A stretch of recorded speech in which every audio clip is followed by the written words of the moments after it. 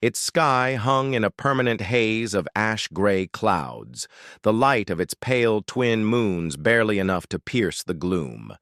Towering trees stretched upward like skeletal claws, their gnarled roots splitting jagged rocks and drinking from fetid swamps. Below, every sound carried menace. The distant howl of scaled predators, the shrill calls of flying hunters circling the canopy, and the constant buzzing of venomous insects large enough to pierce armor plating. And yet, within this place of teeth and claws, a child lay alone. She was Lithari, one of the galaxy's many sapient species. Her people were known for their crystalline voices and elegant features, but in that moment, there was nothing graceful about her. She was a fragile, broken figure, her small body pressed into the dirt, her skin pale blue and streaked with grime. Scratches ran across her face and arms, where branches and shrapnel had cut deep during the crash. Her breathing came in sharp, uneven gasps. Her transport ship had gone down only a day ago, its hull tearing apart in Valora's turbulent atmosphere before smashing into the jungle. Survivors had scrambled from the wreckage, terrified and desperate. Supplies were gathered, weapons carried, decisions made quickly in the name of survival. And when they saw her, a youngling barely past her first decade with a leg too injured to walk, they faltered. The elders had whispered to one another, voices heavy with guilt.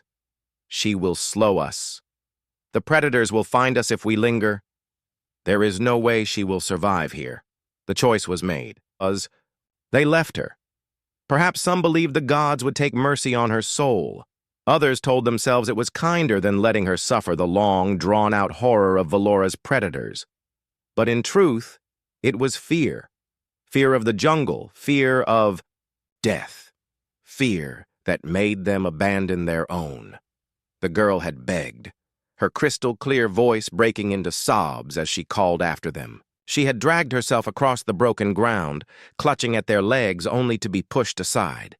In the end, their footsteps faded into the wilderness, swallowed by the sound of swarming insects and the restless growls in the distance. Alone. Hours passed, though they felt like days. The shadows deepened, the jungle waking in full. She tried to crawl toward the wreckage, hoping for food or tools, but every movement sent pain shooting up her leg. Her stomach clenched with hunger, and her throat burned from thirst. Then came the first monsters. Their eyes glowed faintly in the dark, six-legged shapes slinking low to the ground.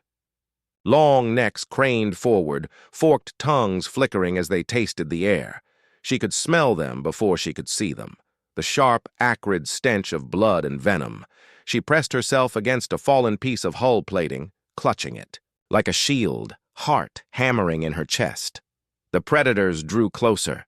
Their guttural clicks echoed like cruel laughter. She could hear the rustle of leaves as more circled from behind. Her hands trembled. She thought of her mother's lullabies, of the warmth of her people's hearth fires, of the soft, protective arms that had once held her. But those memories only cut deeper, reminding her that none of it would return. She was alone, abandoned, with nothing but fear for company. Tears blurred her vision as she whispered to herself in her native tongue, the words broken and desperate, prayers to gods that had already turned away. The predators crept closer, claws scratching against the stone, fangs glinting in the dim moonlight. And then, something different. At first, it was only a faint sound. A rhythm, deliberate, heavy. Thud, thud, thud. Footsteps. She froze, straining, to listen. The predators, too, paused, lifting their heads and chittering uneasily. The sound grew louder, closer, with a weight and steadiness that did not belong to the skittering things of Valora. For a moment, the girl dared to hope it was her people, that they had come back for her. Her heart lifted, just for a second, before doubt crushed it again. No, they would not return. She knew that now. So who, what, was coming? Her breath caught as a figure stepped through the tree line. Not a predator, not one of her people. Something else. The figure that emerged from the tree line was unlike anything she had ever seen up close. She had heard stories, of course, rumors, traded among Lithari traders about the strange species called humans. They were painted as contradictions, reckless yet cunning, savage yet compassionate, fragile yet impossibly resilient. Some said they were born from a death world even harsher than Valora 4, a place where nature itself had tried to kill them in 1,000 ways. But stories were one thing. Seeing one here, in the flesh, was another. The human was tall, at least twice her height. His face was partially hidden by a cracked visor and a hooded cloak made of patchwork fabric and scavenged plating. Across his chest hung belts of tools and strange devices she could not recognize. Slung over his shoulder was a weapon, crude in design compared to Lithari technology, but solid and deadly in appearance. His boots sank into the mud with every heavy step, each one radiating the presence of something that belonged here, in the killing world, as much as the predators themselves. The girl pressed her back against the hull fragment, clutching the broken piece of metal she had taken as a weapon. Her arms trembled, but she raised it, baring her small teeth in a futile attempt at defiance. If this creature meant to harm her, she would not go quietly. The human stopped a short distance away. He didn't raise his weapon, didn't advance with aggression. Instead, he crouched low, making himself smaller, less threatening. She could see his eyes now through the cracked visor, pale, steady, and strangely calm. He studied her the way one might study a wounded bird, with a quiet patience, as though deciding whether it could still fly. The predators, still lurking in the shadows, hissed and clicked, clearly unsettled. They sensed something in this newcomer, something dangerous. One of them, bolder than the rest, slunk forward. The human reacted instantly. He raised his weapon and fired. The sound split the night, loud, brutal, like thunder trapped inside a metal shell. A streak of fire cut through the dark, striking the predator and sending it screeching back into the jungle. The rest scattered, their courage evaporating in the face of this sudden violence. The girl flinched, covering her ears, eyes wide in shock. The weapon was terrifying, yes. But what stunned her more was the speed of his action. He had not hesitated. He had not looked at her as bait or burden. He had simply protected her. The human lowered his weapon again, then turned back to her. Slowly, deliberately, he removed one glove and extended his bare hand. The gesture was simple, but it nearly broke her. Her mind screamed with doubt. Her people had left her. They had declared her unworthy of saving. And yet, here was this alien, this stranger, offering her his hand as though her life still had value. Could she trust him? He was human, one of the galaxy's most unpredictable species. The stories said they were violent, prone to anger, driven by instincts no civilized race could fully understand. But the predators had fled from him. The fire in his weapon had kept her alive. And when she looked into his eyes, she saw no hunger, no cruelty, only resolve, and something she could not name. Her tiny hand shook as she lifted it. For an instant, she hovered on the edge of decision. To trust him meant surrendering herself to a creature she barely understood. To refuse him meant facing the jungle alone, and she knew what that meant. Her heart hammered. Then, slowly, she placed her hand in his. The human's grip was firm, but careful, wrapping around hers as though she were something fragile. He nodded once, a silent assurance that he would not harm her. With a gentleness she hadn't expected, he lifted her to her feet, or as close to standing as her injured leg would allow. The girl wavered, unsteady. He shifted his stance, sliding an arm under her to support her weight. She gasped softly at the sudden closeness but did not resist. His movements were precise, practiced, as though he had carried the wounded before. The night pressed in around them once more. The jungle was still alive with dangers, but for the first time since the crash, she did not feel utterly powerless. She had something beside her now. Something alien, strange, and frightening. Yes, but something strong. As he adjusted his hold on her, the girl whispered in halting Lethari, her voice raw from fear and crying. "Who? You?" The human tilted, his head as though trying to understand. After a moment, he tapped his chest and spoke a single word in his own tongue. Daniel. The name meant nothing to her, yet in the way he said it, firm, clear, a declaration rather than a threat, she felt a strange comfort. Daniel. The girl clung tighter to him as the jungle howled in the distance.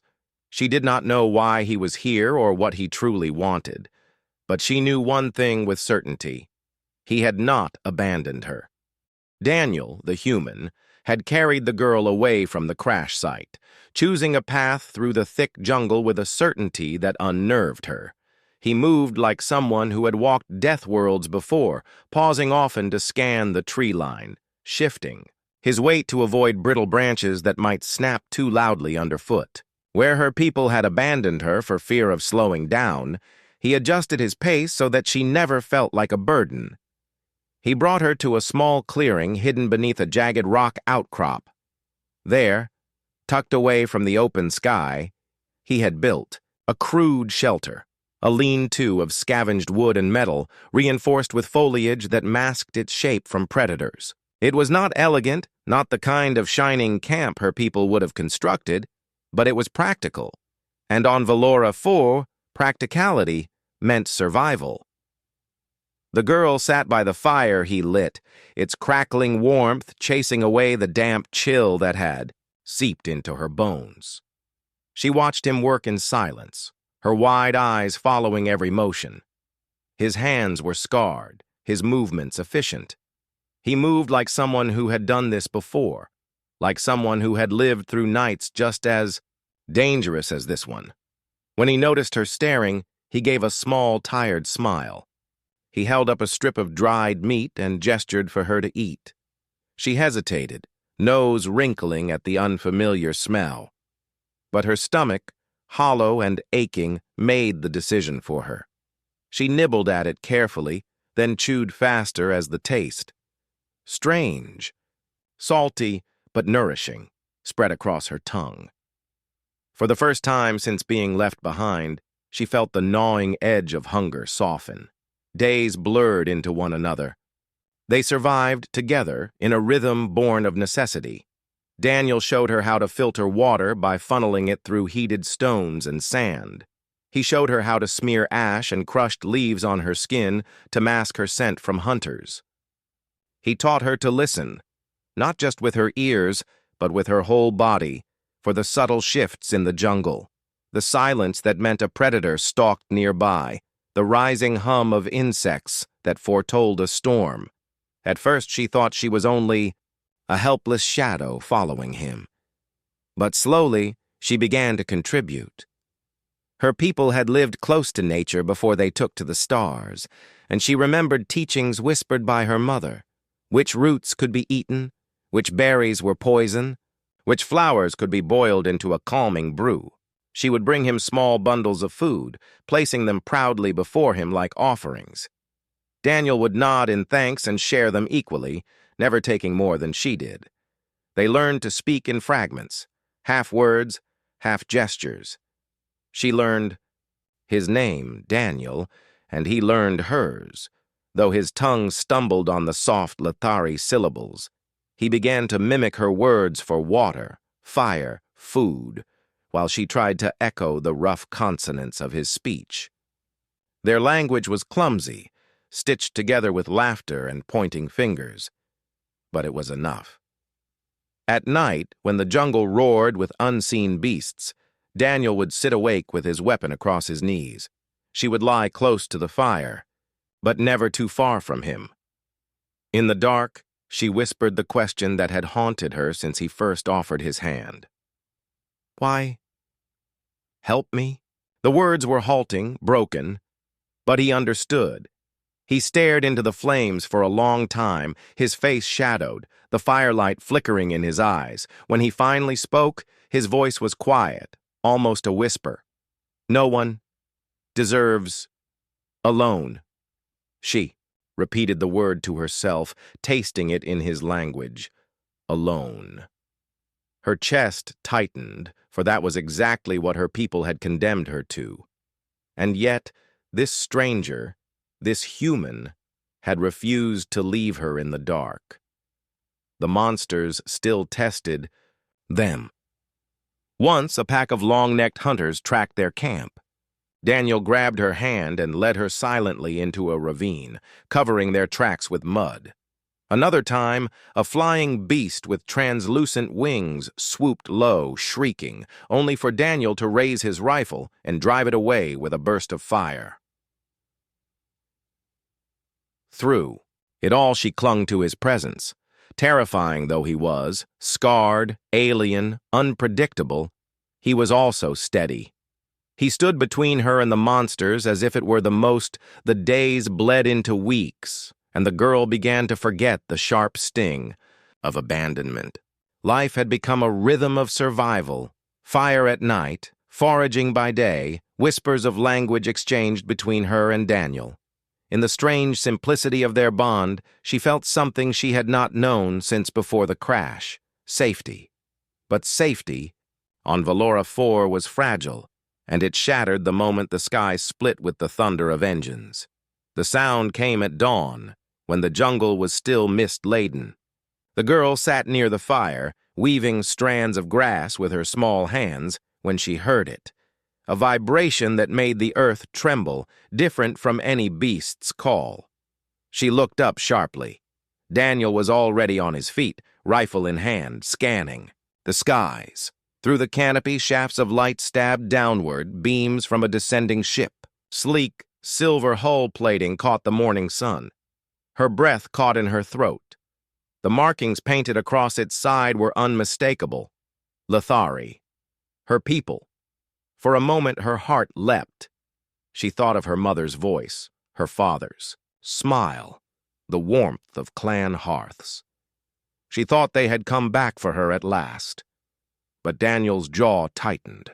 He motioned for her to stay back as the vessel landed in a clearing not far from their camp. He knew what she could not yet accept, that those who had abandoned her would not easily welcome the sight of a human by her side. The Lithari search party disembarked, their elegant frames stepping onto the soil of Valora with visible discomfort.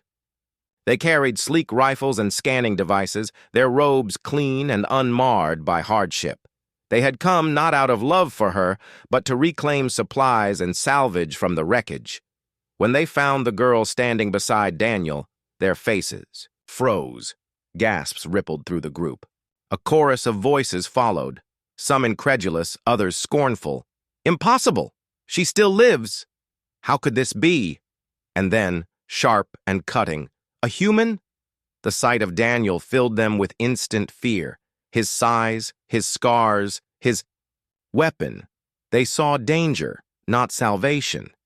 Instinctively, they raised their rifles, shouting warnings. The girl cried out, stepping in front of him, her small arms spread wide as though she could shield him from the barrels pointed their way. "No!" she screamed in her own tongue. Her voice cracked, but it carried. "He saved me! He fight monsters! He gave food!" The elders scowled, unmoved. To them it was impossible. A human of all species would never act selflessly. They accused him of using her as bait, of keeping her alive only until she was useful. "Step away from him, child," one elder commanded, his voice cold. "He is dangerous. He is not one of us." But she clung tighter to Daniel's arm, her voice trembling with anger. "You left me. He stayed." The words struck like arrows. Silence fell among the Lithari. The shame of her accusation hung in the air, undeniable. Even Daniel seemed to flinch at the weight of it, though he remained silent. The girl's eyes, wet with tears, searched her people. She told them everything, of the nights when monsters crept close and Daniel drove them off with fire, of the days when he carried her through the jungle, of the way he taught her to survive when they had given her no chance. She spoke with passion far too great for her years, her voice breaking as she pleaded with them to see what she had seen. "He is human," she admitted, "but he is good. He is my friend." The elders shifted uneasily. Whispers passed among them. They could not deny her survival. Without the human, she would have been nothing but bones in the soil. Yet their fear of his kind ran deep. The Terran Republic was known across the stars, feared, respected, unpredictable. To harm one of its people would invite consequences none of them wished to face. At last, the leader lowered his rifle. His voice was heavy with forced authority. "We will take the child. The human may leave." The girl's heart cracked. Take her? Leave him?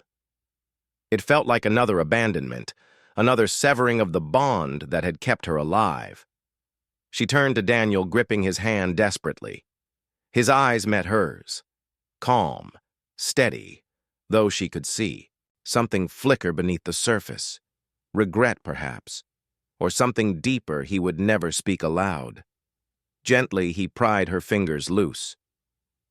"It's okay," he murmured in broken Lethari. His accent was heavy, but the meaning was clear. "You... safe now." She shook her head, tears streaking her face. "Not without you." But the decision was no longer hers. The Lethari pulled her away, their arms firm yet awkward, as though ashamed to touch her. Daniel stood tall, his rifle slung across his back, his expression unreadable. He did not fight them. He did not beg. He simply watched, the firelight of their weeks together reflected in his steady gaze. The Lethari vessel lifted slowly from the clearing, its engines rumbling like distant thunder. Inside its metallic halls, the girl pressed her forehead against a cold viewport, her small hand splayed across the glass as though she could reach through it. Below, the jungle of Valora 4 receded into shadow, and with it, the human who had been her world for so many nights. Daniel stood at the edge of the clearing, a solitary figure dwarfed by the jungle's enormity. He did not chase the ship, did not shout or wave. He simply stood, rifle slung across his back, watching. His posture was calm, but she could see the truth in the slight droop of his shoulders, the weariness of someone who had given all he could and now had nothing left to offer. Her heart ached. She pressed her palm harder to the glass, whispering words he could not hear. "Don't leave me, please." But the distance grew. The ship rose higher, carrying her back to the people who had abandoned her, away from the one who had chosen her when no one else had. Back among the Lethari, she was treated with polite astonishment. The elders congratulated themselves on rescuing her as though her survival had been their doing. They examined her with curious eyes, taking note of her leaner frame, the scars on her skin, the wild look that had crept into her posture. To them, she was a curiosity, proof that even the weak might endure, though they never said aloud what had made that endurance possible. They would not speak of the human. When she tried, their faces hardened. "Do not glorify him," one elder said sharply. "He was dangerous. You were lucky he did not harm you." Others dismissed her words with soft pity, calling them the confused gratitude of a frightened child. But she knew the truth. She had seen Daniel's eyes, steady and kind. She had felt his hands, calloused yet careful, lifting her when she could not walk. She had eaten from his fire, learned his words, laughed at his clumsy attempts to speak. Hers. If he had wished to harm her, he could have done so 100 times. Instead, he had chosen the harder path. To protect, to teach, to stay. Each night aboard the vessel, she lay awake, the soft hum of the engines replacing the distant roars of Valora's beasts. The safety of her people's walls felt hollow. She missed the crackle of Daniel's fire, the rhythm of his footsteps, the strange comfort of knowing that if danger came, he would always stand between it and her. And always, she remembered his words. No one deserves alone. When the ship docked on Lethari Prime, she was paraded before the clan as a survivor. She endured the feasts, the embraces, the songs sung in her name. Yet none of it mattered. To her, the survival story they told was a lie. So when she stood before the gathering, her voice trembling but clear, she told her own truth. She spoke not of the god's mercy, nor the clan's strength, but of the human named Daniel. She told them how he had carried her when they left her to die, how he had driven away monsters with fire and steel, how he had shared his food and water when he had little himself. She told them he was the reason she stood alive before them. Gasps rippled through the hall.